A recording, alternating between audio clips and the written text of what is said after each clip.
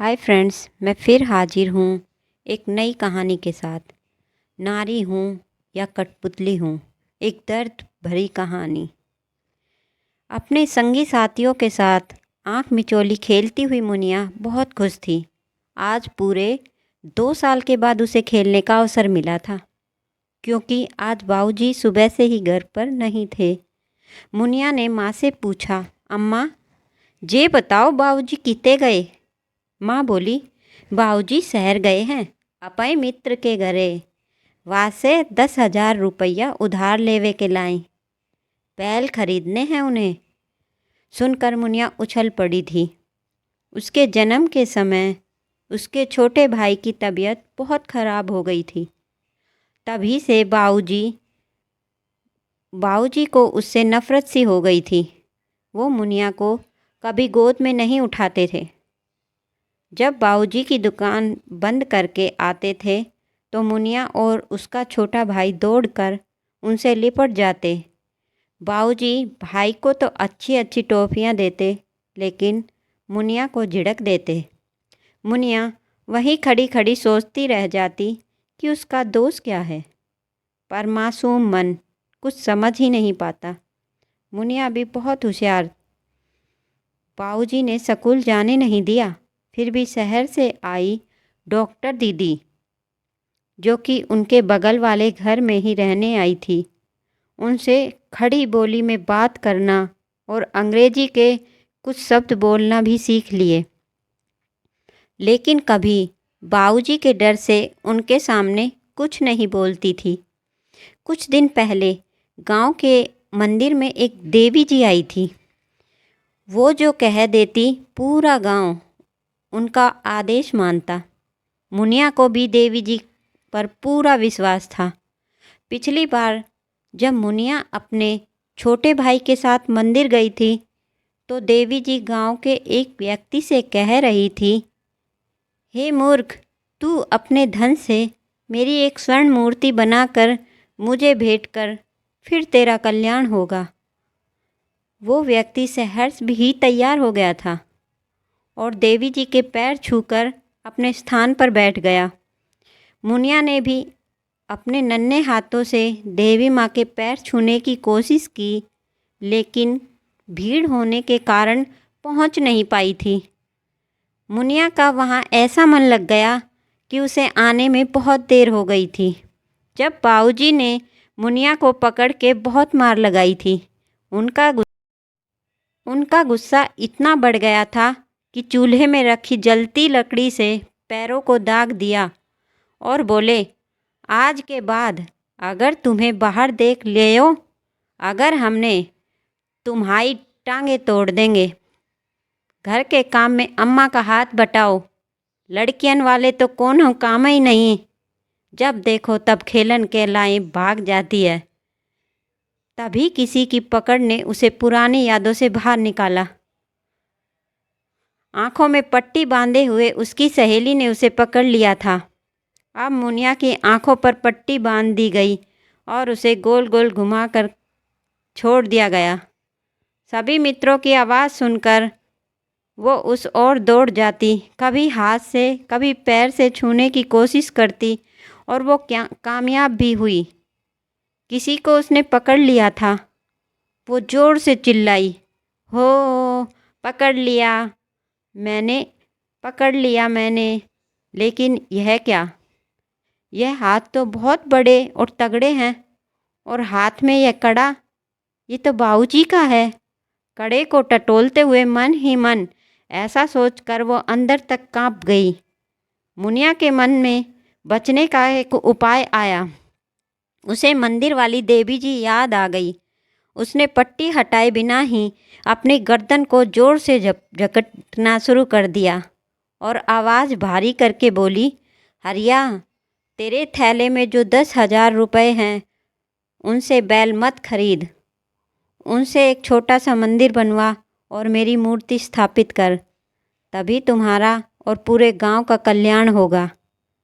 अपनी बच्ची के मुख से ऐसे वचन सुनकर हरिया हतप्रभ रह गया।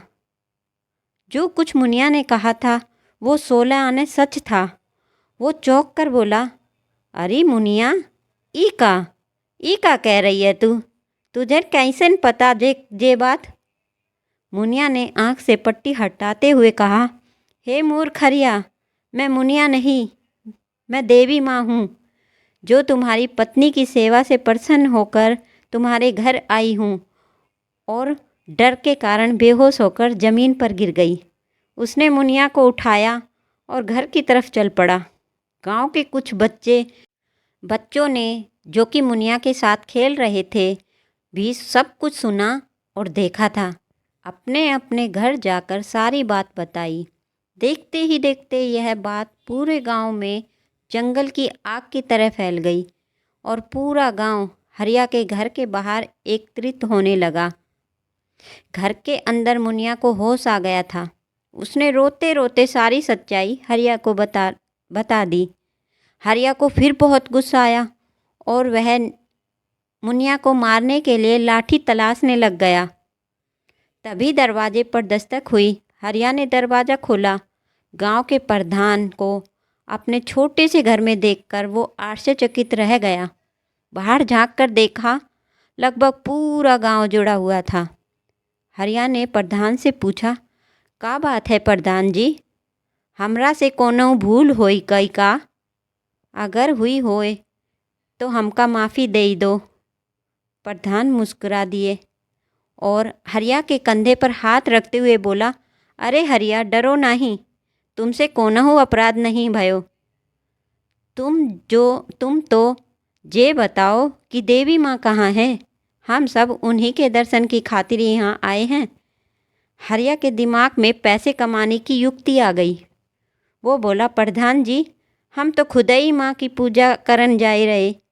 पहली आरती आप ही के शुभ हाथन से हो जाए के चाही। आप सब लोग बैठो, हम आभाल तैयारी करके बुलाए रहे। ऐसा कहकर हरिया अंदर गया और मुनिया के आगे हाथ जोड़कर बड़ी नम्रता से बोला, देवी माँ, हमका क्षमा कर देई, हम तुमको पहचान नहीं पाए। तुम तो हमारी सब कुछ हो। और आगे बढ़कर मुनिया के पैर छू लिए। मुनिया ने झटके से अपने पैर समेट लिए। वो अपने बाबूजी के बदले हुए रूप से बहुत आश्चर्यचकित हो गई। मुनिया को तैयार किया गया लाल चुनरी में वास्तव में देवी माँ ही लग रही थी। वो प्रधान ने आरती प्रारंभ की और अंत में 100 का नोट निकालकर थाली में रख दिया। पूरे गांव ने आरती की और गाई और कुछ न कुछ चढ़ावा भी चढ़ाया। मंदिर की स्थापना भी प्रधान और गांव वालों ने करा दी। मूर्ति भी स्थापित हो गई। सुबह शाम की आरती के चढ़ावे। हरिया की तो जिंदगी ही बदल गई। उसके पास अब प्रधान से भी ज़्यादा दौलत हो गई, परंतु उसकी भूख शांत नहीं हुई। मुनिया को तो बस एक कमरा दे दिया गया था जिसमें उसका बचपन गुजरने लगा। इस सब से मुनिया खुश तो नहीं थी, लेकिन बाबूजी की डांट न मिलकर प्यार मिलना उसे अच्छा लगता था। इसीलिए वो चुप ही रही और करती रही जो उसके बाबूजी चाहते थे। जब मुनिया ने किशोर अवस्था में कदम रखा, उसका सौंदर्य मन को रिझाने वाला था। उसका एक अनन्य भक्त महेंद्र और वो एक दूसरे को आंखों ही आंखों में पसंद करने लगे और पसंद धीरे धीरे प्यार में बदल गई। मुनिया को भी अब इस झूठी देवी माँ के चरित्र से घिन आने लगी थी और एक रात दोनों ने घर से भागने का फैसला कर लिया। दोनों साथ में रुपए पैसे समेट कर गांव से बाहर आकर शहर के लिए रवाना हो गए। बस ने निश्चित सोते हुए महेंद्र को देखकर मुनिया मुस्कुराई और भविष्य के सपनों में खो गई। शहर पहुंचकर दोनों ने शादी कर ली। कुछ दिन तो सब कुछ ठीक चला, पर धीरे धीरे महेंद्र के व्यवहार में परिवर्तन आने लगा। वो शराब के नशे का लती हो गया था। घर में रखे सारे पैसे उसने शराब में उड़ा डाले और मुनिया को फिर देवी बनने दबाव डालने लगा। अंततः होने वाले बच्चे के भविष्य और घर की दयनीय परिस्थितियों को सोचकर एक बार फिर मुनिया देवी माँ बन गई। बस महेंद्र और मुनिया को छोटा सा नाटक करना पड़ा। बाकी तो देश की जनता के इस अंधविश्वास का फ़ायदा ढोंगी बाबा व देवियों को अच्छे से उठाना आता है। लोगों का जमघट रोज़ सुबह शाम उसकी सेवा में तत्पर रहने लगा। मुनिया के पुराने अनुभव से उसे अपनी देवीय शक्तियों का झूठा प्रदर्शन करने में अधिक परेशानी नहीं हुई। वक्त गुजरने लगा और उसके प्रति विश्वास ने लोगों के दिलों में अपनी जगह बना ली। एक रोज़ एक महिला अपने हाथों में अपनी बच्ची का हाथ थामे मुनिया के सामने आकर खड़ी हुई और गिड़गिड़ाकर बोली, हे देवी माँ, मेरी बच्ची को बचा लो, और ज़ोर ज़ोर से रोने लगी। मुनिया ने कहा, पहले तो आप शांत हो जाएं। क्या हुआ इस बच्ची को? महिला ने जो कहा उसे सुनकर मुनिया के चेहरे के भाव बदलते चले गए। वो बोली, देवी माँ, मेरे पति मेरी इस फूल सी बच्ची को अपने लालच की आग में झोंकना चाहते हैं। वो इसे देवी बनाकर झूठा प्रचार कर रहे हैं कि मेरी बच्ची में दैवीय शक्ति है। आप तो वास्तव में एक देवी हो। कृपा करके मेरी बच्ची के बचपन को बचा लो। मुनिया की आंखों के आगे स्वयं के बचपन से लेकर अभी तक का सारा घटनाक्रम एक फिल्म की तरह गुजरने लगा। उसके साथ भी तो यही हुआ था। कहाँ जी पाई थी वो अपना बचपन? काश उसकी माँ ने भी बाबूजी के खिलाफ आवाज़ उठाई होती तो आज उसका भी जीवन यूं नर्क न होता। जहाँ वो एक कठपुतली है, मालिक ने जब चाहा नचा दिया। क्या है उसका स्वयं का अस्तित्व? ऐसा सोचते हुए उसकी आंखों में बोझ बन रहे आंसू गालों पर लुढ़क पड़े और नीचे गिरकर मिट्टी में मिल गए। यही थी आज की हमारी कहानी। आपको कैसी लगी आज की हमारी कहानी? हमें कमेंट करके ज़रूर बताइए। धन्यवाद दोस्तों, फिर मिलते हैं नई कहानी के साथ।